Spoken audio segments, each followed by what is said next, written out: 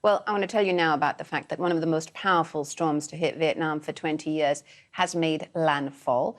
These are the latest pictures that you're seeing to come into us, showing rain lashing down in Da Nang. The government had already ordered hundreds of thousands of people to leave their homes ahead of Typhoon Noru, which ripped through the Philippines on Monday, leaving at least 8 people dead. A curfew has been imposed in parts of central Vietnam, and more than 250,000 military personnel are on standby. Hundreds of flights have been cancelled and many schools and offices have been closed. The typhoon is expected to reach Thailand on Thursday. Well, let's take you to Cuba now, where hundreds of thousands of residents have been left without power after Hurricane Ian slammed into the country's west.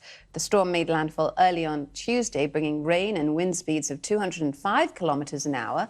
Officials cut power to the entire Pinar del Rio province, a population of 850,000, and evacuated 40,000 from low-lying areas.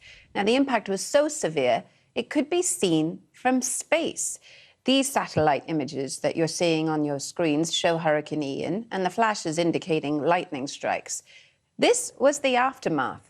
The Category 3 system left a trail of destruction and flooding in its wake as it moved onwards towards the Gulf of Mexico. Well, Hurricane Ian is now moving towards the U.S. and is expected to strengthen before making landfall in Florida on Wednesday. I want to show you the expected path. Residents along parts of Florida's west coast have been warned of catastrophic storm surges and life-threatening flooding. Florida Governor Ron DeSantis has already declared a state of emergency for the entire state. Residents have been urged to stock up on supplies, and some mandatory evacuations are underway. Now, more than 2.5 million people have been told to evacuate their homes in Florida as Hurricane Ian is forecast to hit the state later on today. Yeah, winds of 120 miles an hour are expected there from this Category 3 hurricane. The storm has already hit Cuba, where it's caused widespread flooding across towns and villages. Azadeh Mashiri has the latest for us.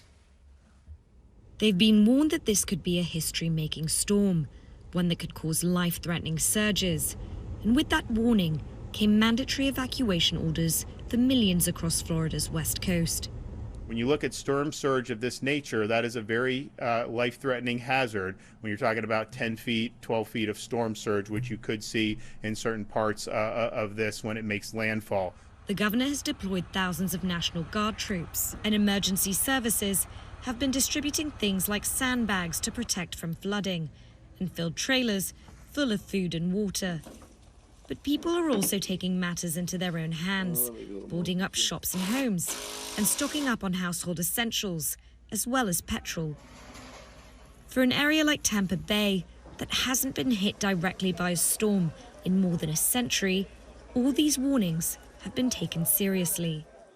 When you're dealing with the potential for severe flooding, power outages and shortages in things like fuel, it doesn't matter where the storm lands or how severe it is, you have to make preparations, especially in a place like Tampa Bay, where you have buildings that are in low-lying areas and extremely vulnerable. One local in St. Petersburg lives on his boat, but he's now forced to leave it behind as he evacuates and seeks shelter.